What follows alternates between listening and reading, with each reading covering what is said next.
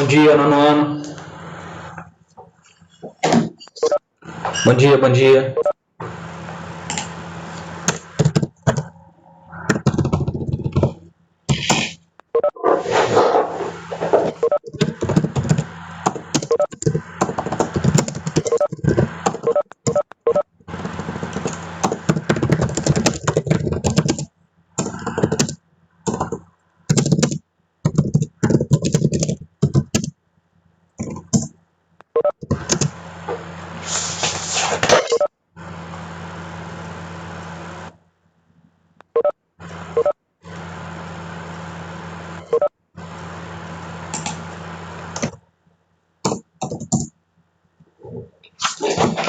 Também, Rodrigo, morrendo de saudade, doido pra voltar pra sala de aula. Tá doido pra pegar no pé, né, Rodrigo? Doidinho, né? O dia o pessoal tá entrando aí, vou carregar logo o slide aqui.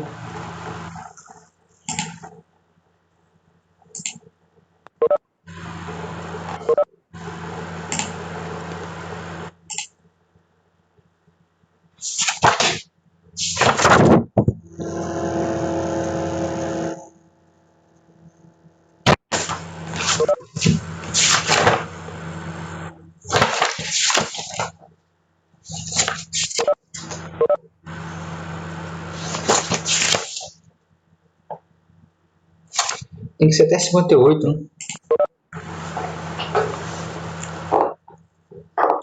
Bom dia, Arthur. Sumido, não participou da aula.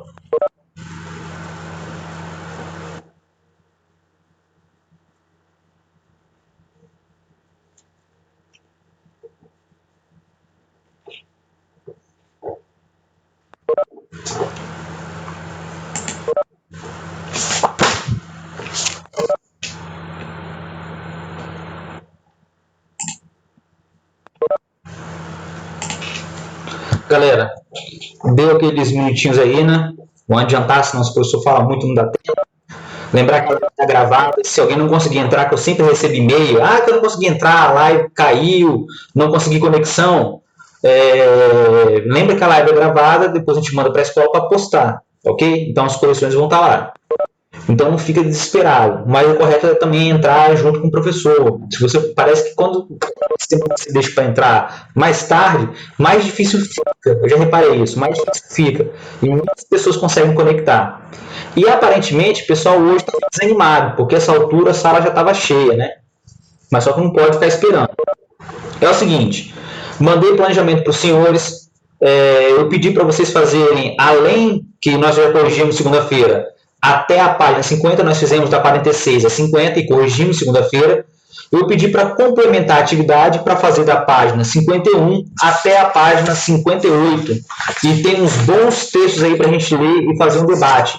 E discutir também a questão da Palestina, porque apesar de não ter atividade, tem um caderno lá atrás, tem o mapa complementar, que tem um material de apoio que fala sobre a questão da Palestina, e é muito atual. Eu não sei se os senhores viram, mas ontem o Donald Trump contou para o mundo todo que Israel os países, e a Arábia Saudita fez um acordo de cooperação econômica que é histórico. Israel e um país árabe, muçulmano, fizeram um acordo. Quem intermediou? Estados Unidos. Herança da Guerra Fria, ok? Quem apoia Israel até hoje incondicionalmente? Estados Unidos. Tranquilo? Professor, mas tem atividade na página 51. Vamos começar, não vou ficar esperando ninguém entrar, não. Página 51, abre lá. Página 51, apostila antiga, capítulo 2, capítulo 4. Pega o caderno também, que era para ter respondido no caderno, e eu tenho certeza que a maioria do nono ano deve ter respondido na apostila. Daquele jeitinho horrível e apertado como vocês fazem. Ok? Página 51. Arthur Carmo, lê pra gente lá. Você pode ler o texto? Eu leio o enunciado e você lê o texto pra gente. Fechou? Pode ser?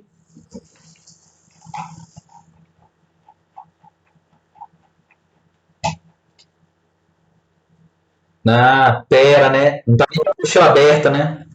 Gente, tem que estar aí esperto. Isso aqui é matéria. Vamos lá, conteúdo. Inclusive, vai ter uma avaliação valendo nota desse capítulo, tá? Semana que vem. Você vai pegar seu fone. Você está pegando a sua apostila. Eu vou ler o enunciado então para ir adiantando, Arthur. Página 51, interpretando documentos. Lá está escrito, em 1946, o primeiro-ministro britânico, Winston Churchill, discursou em uma universidade dos Estados Unidos, resgatando a expressão cortina de ferro, usada pela primeira vez em 1920 pela feminista inglesa Ethel Snowden. De acordo com Churchill, as cidades da Europa Central e Oriental estavam sob influência da esfera soviética. Leia a seguir o fragmento do discurso desse político. Arthur, já encaixou aí? Já pegou o fone? Falou com a gente? Tá me escutando certinho? Perfeito, Arthur. Tá com saudade. Vai lá. De Estetino, no Mar Báltico, até Trieste, no Mar Adriático, uma cortina de ferro desceu sobre o continente. Atrás dessa linha estão todas as capitais dos antigos estados da Europa Central e Oriental: Varsóvia, Berlim, Praga, Viena, Budapeste e Belgrado. Bucareste e Sofia. Todas essas cidades famosas, as populações em torno delas, estão no que devo chamar de esfera soviética, e todas estão sujeitas de uma forma ou de outra, não somente à influência soviética, mas também a fortes e, em certos casos, crescentes medidas de controle de Moscou. Cortina de ferro. Nós já discutimos esse tema. Cortina de ferro foi o termo utilizado até antes da Segunda Guerra Mundial, após a Revolução Russa, para designar que no leste europeu, sob influência da União Soviética, no caso, antes da Segunda Guerra Mundial era só a União Soviética, não havia liberdade de expressão, de pensamento, não havia. Com coisa que lá do lado americano havia com macartismo, né? Então, vamos lá relativizar. Mas tudo bem, vamos falar só do leste europeu. Lá do leste europeu, não havia liberdade de pensamento, não havia liberdade de ação, você tinha que agir de acordo com o Partido Comunista. Depois Stalin assume o poder, a repressão é brutal, ele elimina a oposição, manda a galera para os gulags. Eu falei dos gulags com vocês? Falei, né? Dos gulags. Mandava para os campos de trabalho forçado. E depois, durante a Segunda Guerra Mundial, Stalin vai ocupando os países tipo Polônia, Hungria, Romênia, e não vai libertando esses países. Por que libertando? Ele colocava a galera lá que era a favor do regime comunista. Gente, lá na Polônia, os poloneses lá na Segunda Guerra Mundial, eles fizeram um levante contra os alemães no final da guerra, achando que os russos, os soviéticos, iam invadir e ajudar eles a tirar quem? Os alemães do poder. Sabe o que o exército russo fez? O exército russo parou, deixou lá os nazistas massacraram os poloneses que se revoltaram, fizeram uma guerra civil. Depois, os russos vieram e ocuparam e mataram o restante da galera lá polonesa que era da resistência. Por quê? A intenção de Stalin era não liberar o leste europeu. Winston Churchill vai para a Universidade dos Estados Unidos e utiliza aquela expressão, cortina de ferro, para designar o momento que o leste europeu estava vivendo. Da ausência de liberdade, da ausência de liberdade de pensamento, de expressão, de propaganda, porque todos tinham que agir de acordo com a União Soviética e os valores ali comunistas. Ok? Entenderam de onde vem esse termo? Então vem a letra A. Ah, não, né? Vem o número 1. Tem um mapa aí de 1945 a 1990. Ou seja, a cortina de ferro valeu até o final da União Soviética. Ok? 45 anos. Não foi pouco tempo, hein?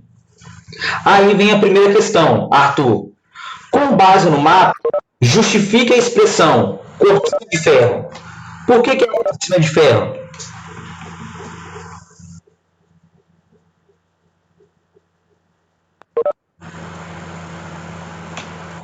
Arthur, por que a expressão cortina de ferro? Ah, agora está com vergonhinha. Quem fez essa questão, número 1? Por que a expressão é cortina de ferro? Vamos lá.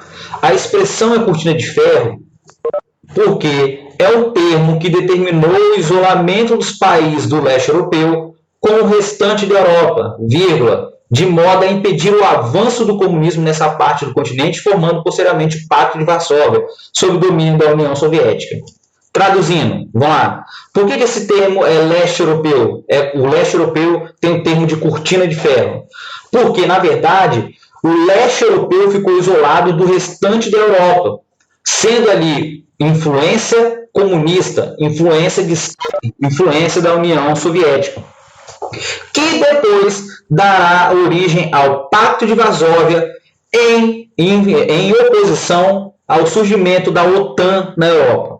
Então o leste europeu ficou isolado. Bulgária, Polônia, a Iugoslávia, a Tchecoslováquia está aí como aliada porque Tito assumiu lá, era um cara extremamente respeitado. Então ele dizia que era neutro, mas ele ficava pendente para o lado da União Soviética. Após a morte dele, a Iugoslávia vai se desfazer toda, ok? Então um termo quer dizer realmente um termo de força, que o pessoal tinha que ficar ali isolado e tinha que obedecer o domínio de quem? De Stalin e da União Soviética.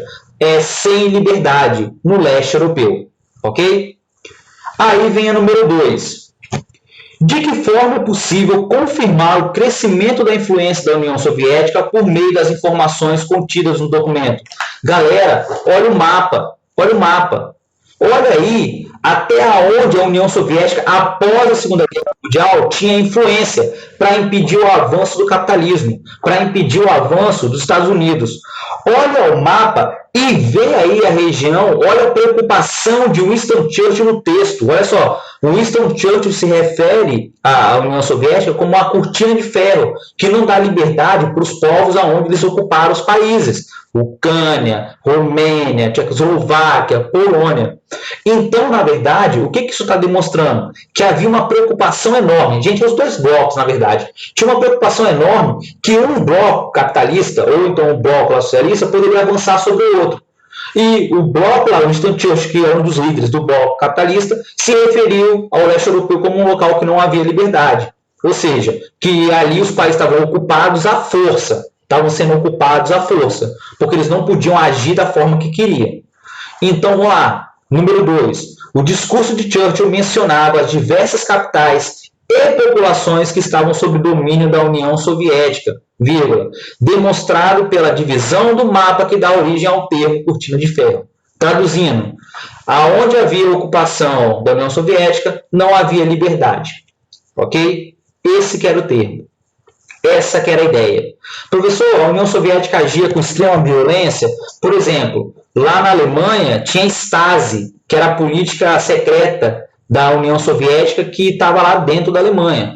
Os cidadãos dentro da União Soviética, em geral, e do leste europeu, eles eram extremamente vigiados. Se você falasse alguma coisa errada, se você questionasse Stalin, questionasse o regime, você poderia desaparecer. Ou então você poderia perder seu cargo de professor da universidade, ou então de funcionário público. Lá dentro não havia corrupção? Havia perseguição, muita, nós já falamos disso. Havia muita perseguição. Milhares de pessoas foram mandadas para os campos de trabalho forçado, desapareceram, eram torturados, eram mortos. Até gente que era do primeiro escalão próximo a Stalin. Stalin era paranoico. Se ele achasse que o general dele estava ali conspirando, falando mal dele, o cara desaparecia. Simples assim. Mandava sumir com o cara. Ou então criava acusações falsas para ele ser preso e executado.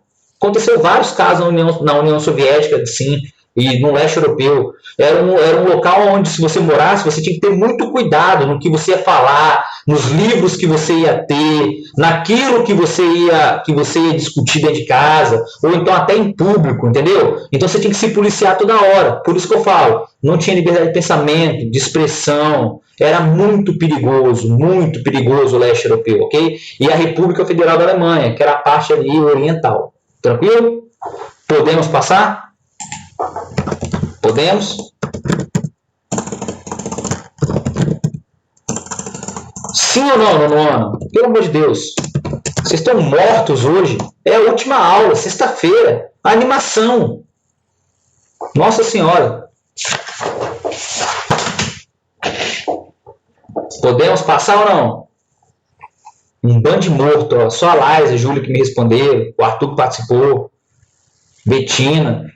Parece que eu tô vendo vocês aí encostados na parede aí, ó, morto. Não, vou reagir, vão estudar. Vamos ver se vai dar tempo de discutir uma coisa no final, tá? E eu dou os avisos. Betina, lê pra gente a página 52, fazendo um favor. Página 52. Lá embaixo tem interpretando documentos. Leia o texto a seguir do historiador Eric Hobsbawm, a respeito da Guerra Fria. Sim, Betina, é você não tem clone, é você mesmo. Você pode ler pra gente, fazendo um favor?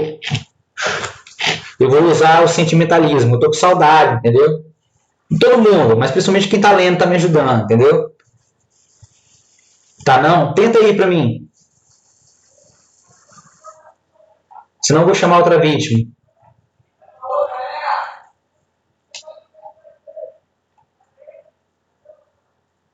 Aí começou a bobeira, o pessoal com vergonha. Leandro, você pode ler pra gente?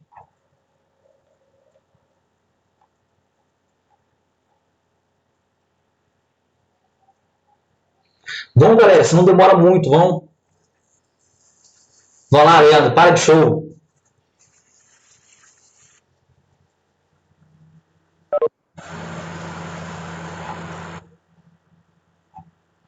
Eu respondo, eu só quero que alguém leia. Maria Eduarda Santos, obrigado. As mulheres sempre na frente corajosas, viu? Depois fala dos homens. Por que elas vão dominar o mundo? Tá explicado. Maria Eduarda, lê pra gente, por favor, então. Peculiaridade da Guerra Fria era de que, em termos objetivos, não existia perigo iminente de grande guerra mundial, mas isso, apesar da retórica apocalíptica de ambos os lados, mas sobretudo do lado americano, os governos das duas potências pagam a distribuição global de forças no fim da Segunda Guerra Mundial, que equivalia a um equilíbrio de poder desigual, mas não contestado em sua essência. A União Soviética controlava uma parte do globo, onde ela exercia predomínio, influência e não tentava ampliá-la. Com força militar. Os Estados Unidos exerciam controle e predominância sobre o resto do mundo capitalista, além do hemisfério norte e oceano, assumindo o que restava a velha hegemônia imperial das antigas potências. Em troca, não intervinha na zona aceita de hegemônia soviética. Muito obrigado, Maria. Galera, olha só, tem que participar, não tem que ficar comigo não, tirar dúvida. O que esse texto está falando? À primeira vista, beleza, um ficava do lado, outro ficava do outro. Estados Unidos de um lado, bloco capitalista, na Europa, do outro lado ficava lá a União Soviética. O que esse texto está mostrando? A bipolaridade e as zonas de influência. Como é que essas duas superpotências conviviam e, graças a Deus, por que elas não se enfrentaram? Porque senão o mundo ia acabar, o planeta Terra. Na verdade, ficou marcado após a Segunda Guerra Mundial as zonas de influência de cada bloco. O bloco capitalista criou a OTAN, fez ali o plano Marshall de reconstrução para cooptar os países que eram capitalistas. Do outro lado, a União Soviética, consciente do avanço também do bloco capitalista, criou ali o Pacto de Varsóvia, criou a Comecon para reconstruir o leste europeu. O Pacto de Varsóvia é o pacto militar que nós vimos agora. A ideia era muito simples, era que esses países iam ter um limite muito fininho. Eles não iam se enfrentar fisicamente, daí que o nome vem Guerra Fria. Eles não se enfrentaram diretamente, se enfrentaram através de propaganda, de espionagem, de corrida espacial, corrida tecnológica, de filmes, de tudo que fosse possível fazer. Mas eles não se enfrentaram com as armas atômicas. Por quê? Porque se enfrentasse o mundo ia acabar. Esse texto, coloca lá do lado, já botei aí no chat, marca a bipolaridade e a zona de influência, ou melhor, a coexistência pacífica, galera. Alguém já escutou esse termo? Eu já expliquei isso, hein? Coexistência pacífica.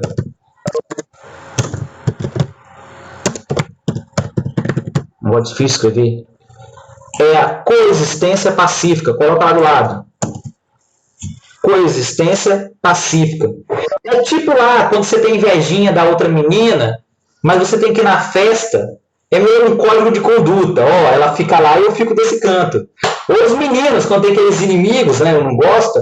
Ó, eu vou no mesmo local que o cara. Ele vai ficar de um lado e eu vou ficar do outro. Eu vou ficar com o grupinho dele e vou ficar com o meu. Coexistência pacífica. Teve que se chegar ao meio termo para se evitar um conflito nuclear. Teve que se chegar ao meio termo para que não houvesse um enfrentamento direto. Entenderam o que significa esse texto? Coloque isso tudo lá do lado. Tem que saber na ponta da língua. Por favor, alguém quer ler e responder a número 1? Ou está todo mundo morto que nem zumbi ali atrás? Pode ou não pode? Eu posso responder então? Ler e responder? Eu quero responder. Fala pra gente, corajosa, Júlia. Lê e responde pra gente. Eu vou responder a 1 que eu coloquei. Lê então, eu vou ler a pergunta. Por que não existia perigo iminente de uma guerra mundial, Júlia? Pois se isso ocorresse com o tamanho desenvolvimento armamentista, os ambos os efetivos dessa guerra seriam catastróficos. Perfeito, galera. É a coexistência pacífica. É a coexistência pacífica. Que eu acabei de falar com vocês, expliquei também na live. Tinha que lembrar. Tudo bem, se não lembrasse desse termo, fizesse igual a Júlia. Tem que copiar. Professor, se houvesse um enfrentamento entre os dois, o que ia acontecer? Gente, a gente não estaria aqui. Os sobreviventes não estavam vivendo que nem lá na época, sei lá, da pré-história, da Idade Média, da Idade Antiga. E olhe lá, se não ia ser pior. Por quê? Chegou uma época que havia tantas armas atômicas no mundo que chegou-se à conclusão que poderia destruir a Terra 2 vezes, no auge da Guerra Fria. Gente, já pensou se alguém utilizasse essas armas? E até hoje, tudo bem, depois vai haver um desarmamento, mas hoje tem mais países com armas atômicas, porque hoje não é os Estados Unidos, só a Rússia que tem. Tem Israel, tem a Índia, tem o Paquistão, tem a Inglaterra, tem a França, tem vários outros. Então quer dizer que ainda é uma ameaça. Então a número 1 é que se houvesse um conflito direto, poderia gerar ali a extinção da raça humana. Seria a última guerra. Então tem que chegar à coexistência pacífica. Para quem está acompanhando ali, vai ver a videoaula, eu vou ler a resposta. Seria, número 1, seria a coexistência pacífica, vírgula, pois as duas nações sabiam que um confronto após a Segunda Guerra Mundial seria de proporções globais e levaria à morte de milhões de pessoas. Eu fui aí bem de plebe. Poderia levar à morte de bilhões de pessoas devido ao uso do armamento nuclear, vírgula. Assim, esse embate se envolveu em outras frentes que não militares. Ponto.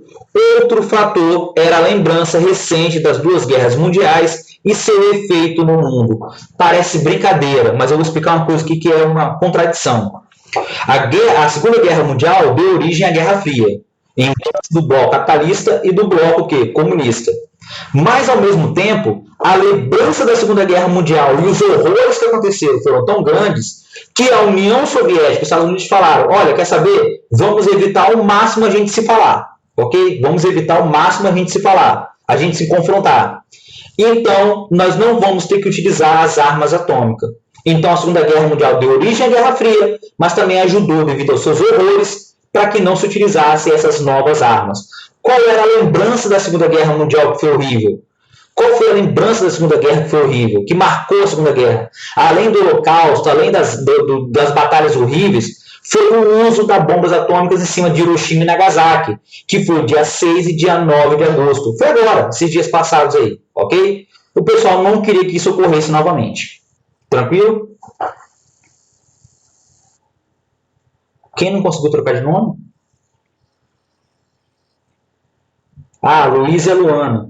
Entendi. Luísa Luana. Luísa e a Luana. Quem está fazendo a chamada é a Lila. Luísa e a Luana do nono C. Fechou. 2. Quem pode ler e responder a 2 para a gente aí? 2. Gente, essa facinha.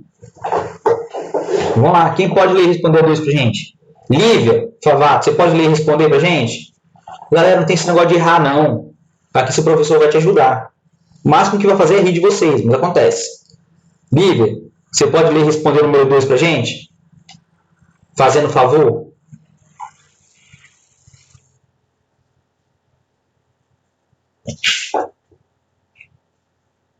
Nem respondeu, não está na frente do computador.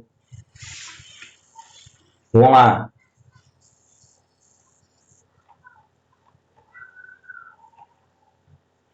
Isabelle.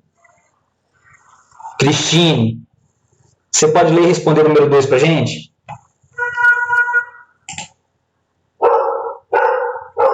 Pode?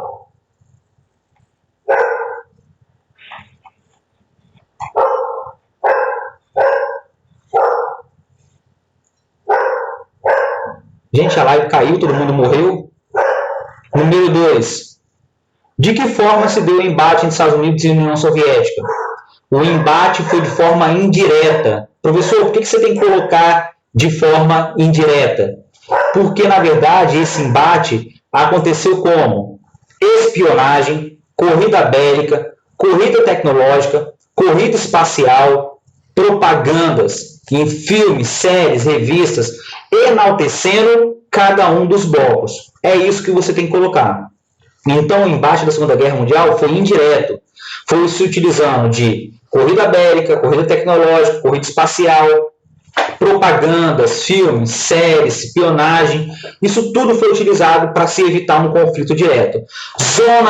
Zona de influência dos países, dando dinheiro, intervenções indiretas, apoiando um bloco ou outro em guerras regionais, tipo na Coreia, no Vietnã, em Cuba, que nós vamos passar para ver ainda esses casos.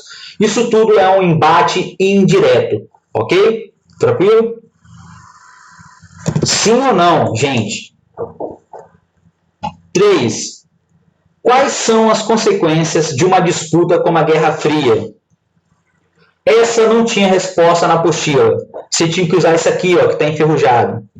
Quais são as consequências de uma disputa como a Guerra Fria? Imagina que você morava lá no meio dos Estados Unidos durante a Guerra Fria. E você descobre que em Cuba tem mísseis, olha só que doideira, apontados para você, pertinho, 200 quilômetros. Imagina que lá na União Soviética, o pessoal descobre que na Polônia, perto da Polônia, o pessoal colocou mísseis apontados para a União Soviética.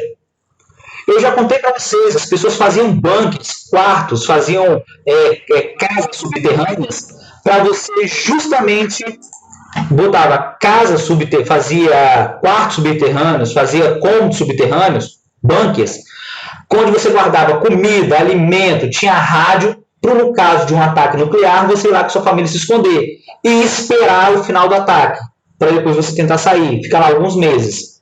Então isso criou uma paranoia, criou um medo generalizado. De quê? De uma guerra nuclear. Coloco isso lá na 3. A Guerra Fria e as ameaças constantes do bloco capitalista contra o socialista, e o socialista contra o bloco capitalista, criou um medo mundial, especialmente nos Estados Unidos e na União Soviética, que acontecesse uma guerra nuclear. E no meio estaria quem? A população. O nome disso, Terceira Guerra Mundial. Ok? Isso virou uma paranoia na década de 50, 60 e 70.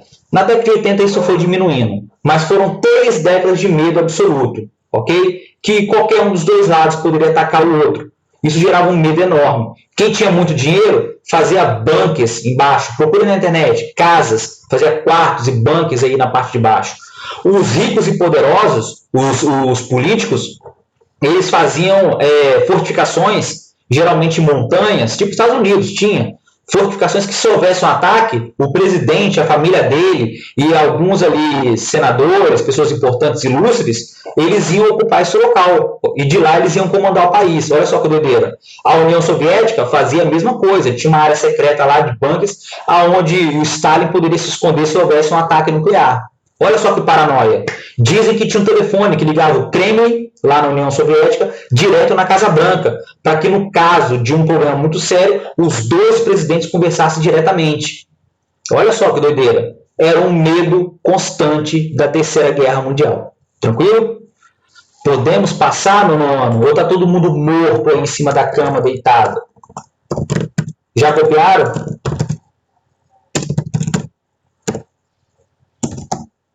Podemos passar, sim ou não? Já copiaram? Dá um ok para mim aí. Estou de modo de você, Isabela e Cristina, se eu não quiser ler, responder para mim. Ok? Podemos? Tem um texto, eu quero todo mundo aberto na página 54. Por quê, professor? tem um dos maiores exemplos de espionagem que aconteceu nos Estados Unidos, famosíssimo. Já expliquei para vocês, expliquei com detalhes não, só comentei, né? Do casal Ethel e Julius Rosenberg. E também o valor da propaganda e do macartismo. E esse texto em azul, tem um texto em azul, está falando basicamente sobre isso. Quem pode ler para mim, fazendo o favor, só o texto em azul, na década de 1950? Quem pode ler?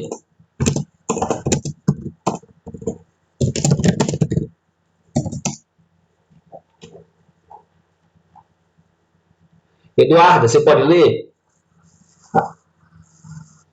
Pode, gente. A Júlia e a Maria Eduarda estão pedindo. Pode. Pode repetir, já que o pessoal não quer participar, fazer o quê? Paciência. Vai lá, Júlia lê essa, a Maria Eduarda lê para mim a questão da página 55. Tá me ouvindo, professor? Perfeito, pode lá. Na década de 1950, a espionagem ganhou destaque no cenário da Guerra Fria. Em 1947, os Estados Unidos desenvolveram a Agência Central de Inteligência, CIA. Em 1954, a União Soviética criou o Comitê de Segurança do Estado, KGB. A função dessas agências era mais do que descobrir informações sobre o inimigo, como as armas que estavam sendo desenvolvidas ou seus planos de expansão econômica. Elas deveriam também detectar possíveis traidores no interior de seus respectivos blocos e promover sua punição. Ganhou amplo destaque por seus esforços nesse sentido a atuação do senador estadunidense Joseph McCarthy. Ele acreditava que havia grande número de simpatizantes ao comunismo e espiões ao serviço da URSS entre os estadunidenses, os quais deveriam ser denunciados e punidos. A política conhecida como macartismo levou a uma caça às bruxas contra esses simpatizantes nos Estados Unidos. Lembra minhas propagandas embaixo dos dois ali, das duas figuras, fazendo um favor?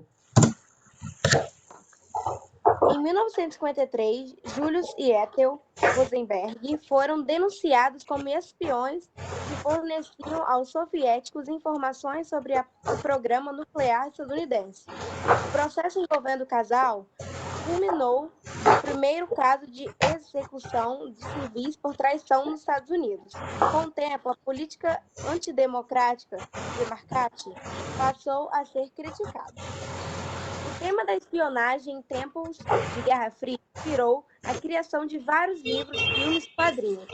Um dos personagens mais conhecidos desse universo é o espião James Bond, membro da MI6, Serviço de Inteligência Britânico, criada em 1953 pelo escritor Ian Fleming, um aficionado pelo mundo da espionagem. A obra teve inúmeras adaptações para o cinema. Uma delas foi do ano de 1926, Viva e Deixe Morrer, na qual o agente britânico persegue um criminoso estadunidense acusado de atuar como espião para os soviéticos. Galera, esse texto é importante pelo seguinte: ele mostra a ação do macartismo que pegou realmente o casal Ethel e Julius Rosenberg. Eles eram espiões, isso já está provado, eu falei com vocês, mas é um exemplo do macartismo, da paranoia, de perseguição aos comunistas nos Estados Unidos. Tem vários filmes que falam sobre o macartismo nos Estados Unidos. E do outro lado, está mostrando a propaganda, como era importante ter uma propaganda positiva sobre o seu regime. Hoje, o 007 virou franquia, mas o 007 nessa época da Guerra Fria, que foi até a década de 80 mais ou menos, teve um que até se passou aqui no bondinho do Pão de Açúcar, o pessoal ficou lá pendurado, depois você vê. O inimigo era sempre o quê? O cara do outro bloco.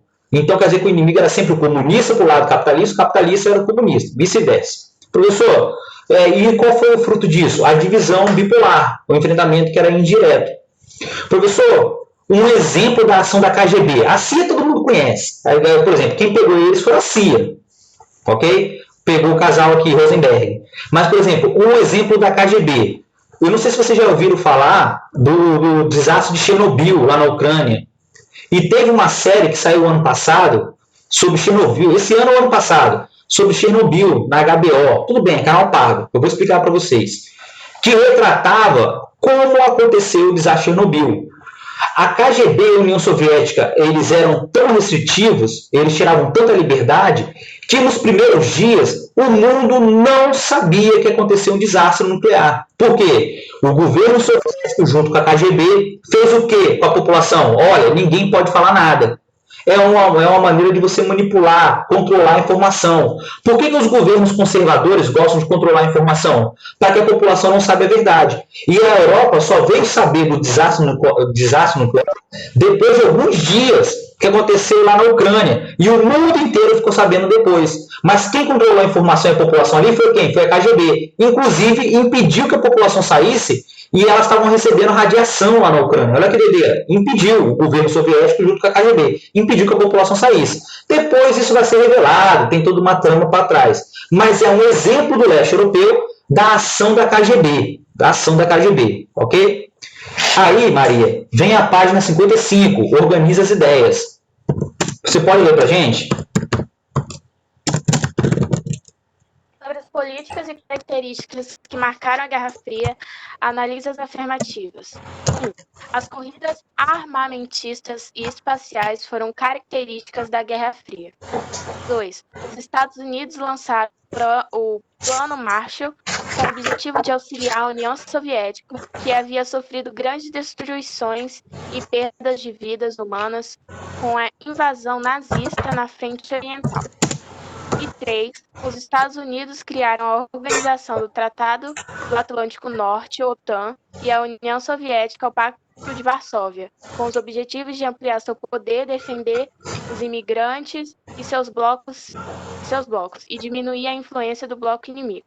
De acordo com a análise, analise as alternativas corretas. Qual que você marcou, Maria? D. Você marcou a letra D de dado? Todo mundo concorda que a letra D de dado é a correta? Alguém discorda? Cri. A letra correta é a letra D. Letra D. Pode marcar a letra D. As opções 1 e 2 estão certas. Já que está todo mundo morto, eu não vou perder meu tempo. Fala para mim, alguém teve alguma dúvida nessa questão aí? Sim ou não? Alguém marcou diferente? Não? Posso passar batido? Todo mundo entendeu a questão? Fechou então, hein? Pesquisa, página 56. Depois não reclamem. Pesquisa, página 56. A pesquisa era sobre a ONU. E sim, era para fazer, e eu passei ela no planejamento, especificamente. Pesquise sobre a Organização das Nações Unidas para obter as informações solicitadas a seguir. Número 1. Número de países integrantes na atualidade. Gente, há mais países na FIFA ligados ao futebol do que na ONU. Por quê? A FIFA você não precisa assinar a Declaração de Direitos Humanos. Então, um regime autoritário pode ter um time de futebol nacional e disputar campeonatos. Pode. São quantos países hoje na ONU? 193. Professor, a Palestina é um país considerado? Não. É um país membro, mas ele não é considerado um país autônomo, um país reconhecido. Então ele não entra. São 193 países e 2 países que são ali anexos, apenas, são membros, que é a Palestina e eu esqueci o outro. Palestina e outro. Depois pesquisa aí. Ok? Palestina e um outro país que são anexos, se você quiser colocar aí. São 193 países na ONU. Quem entra tem que assinar a Declaração de Direitos Humanos e também colaborar com os organismos, ok? Que são vários lá dentro. São vários de cooperação.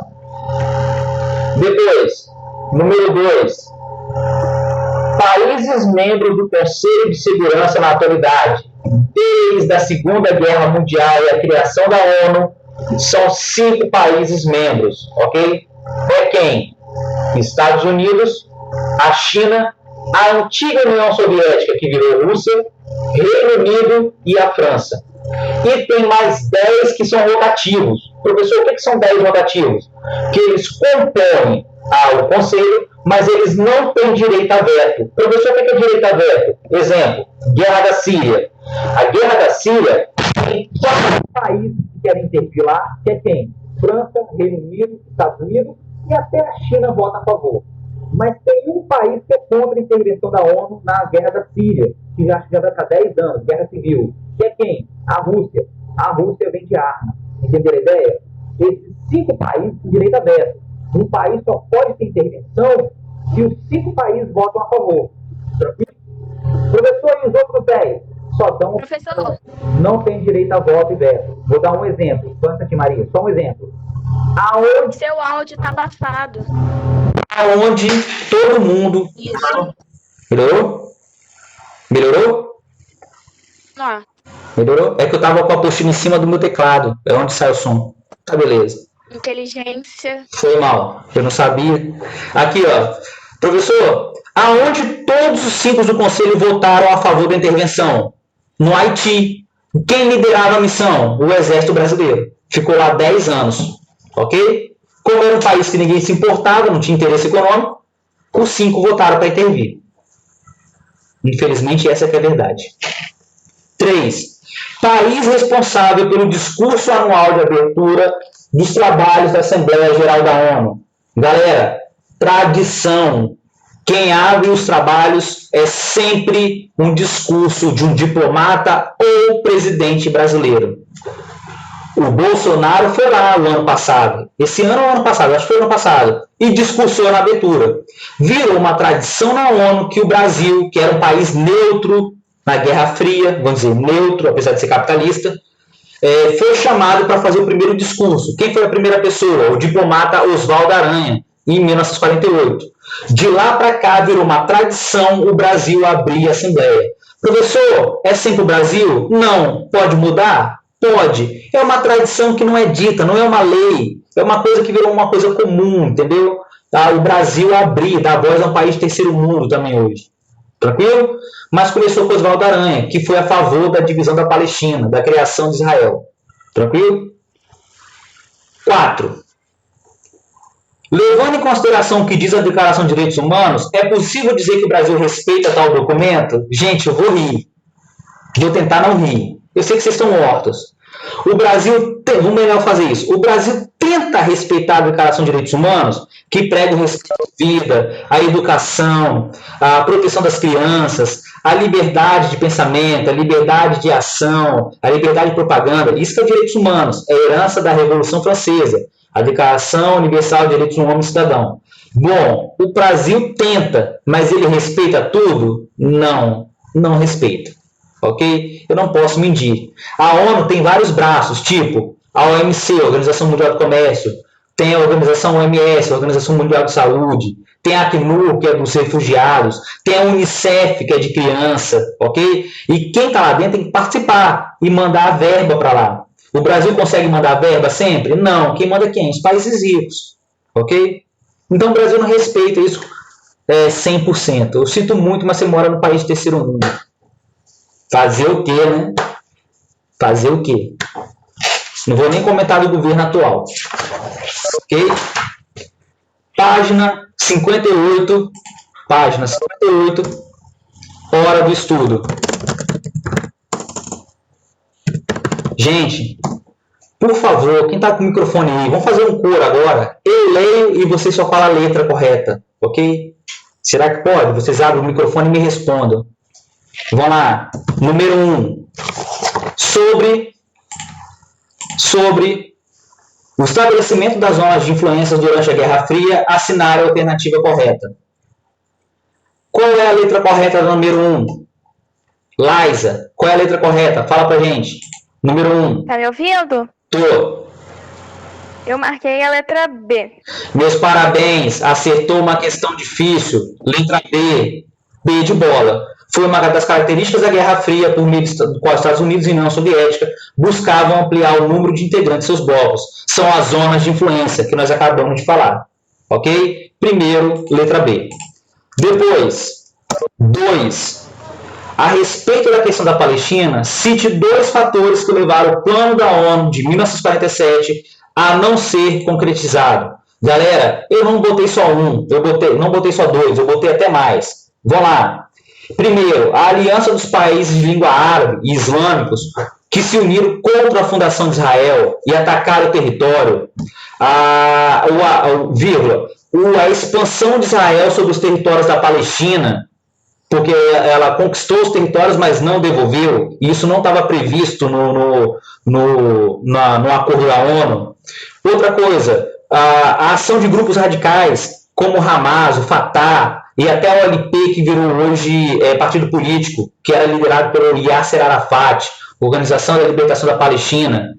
E, por último, o grande problema, o controle sobre Jerusalém, porque Jerusalém é sagrado para as 3 religiões importantíssimas, judeus, cristãos e muçulmanos, que era para ficar sob controle internacional da ONU, mas hoje está sob controle de Israel, que conquistou Jerusalém e não libera para a ONU.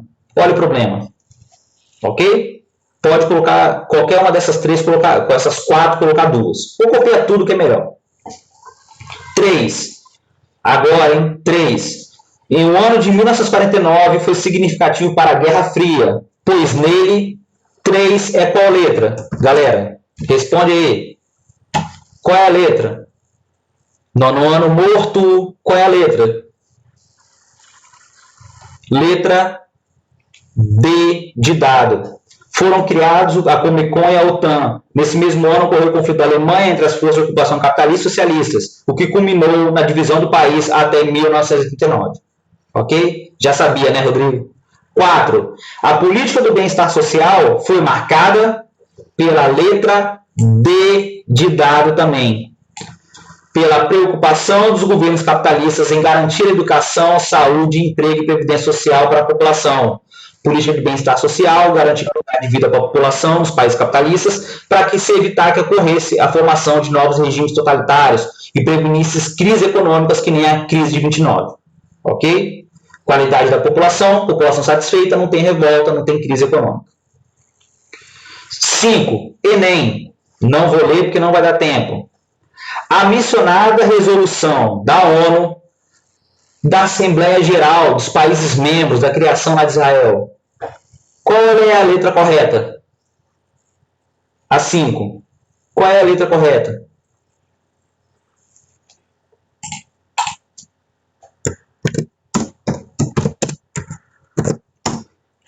A 5 é letra D também de dado.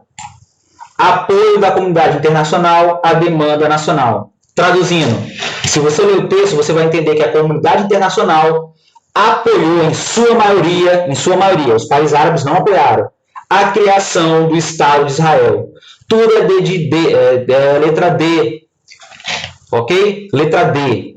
A 3, a 4 e a 5 é letra D. A 6 era para você olhar o mapa lá atrás, você olhar o material de apoio, para você entender a questão de Israel. Isso aqui é uma linha do tempo. É uma linha do tempo para você entender a questão do problema de Israel e da Palestina que nós falamos. Ok? Dúvidas? Pergunte agora. Ou cale-se para sempre. Pergunte agora. Ou cale-se para sempre. Dúvidas? Não? Então anota aí para segunda-feira. Eu quero o caderno de atividade todo do capítulo 8 pronto. Caderno de atividade, anota aí, do capítulo 8 todo pronto para segunda-feira. Saindo da live, eu vou mandar o link para vocês da aula. Vou botar lá o planejamento de segunda-feira, é para fazer, para a gente finalizar. E semana que vem, já vou deixar avisado, vai ter uma atividade avaliativa desse capítulo. Então, quem ficou dormindo, olhando para o tempo, vai ter dificuldade. Vai valer ponto. Ok? Para depois não ficar chorando. Tranquilo? Não, Amanda, eu não vou entregar o que é. Não adianta ficar me perguntando, não. Ok, galera? Bom final de semana, espero que tenham gostado da aula, espero se encontrar rápido e vão participar da aula, tá no nome, estou muito desanimado. Eu sei que é sexta-feira, é a sexta aula. Tchau, tchau. Até a próxima. Quem está com dúvida pode perguntar. Eu vou estar aí até aí. Quem tem dúvida.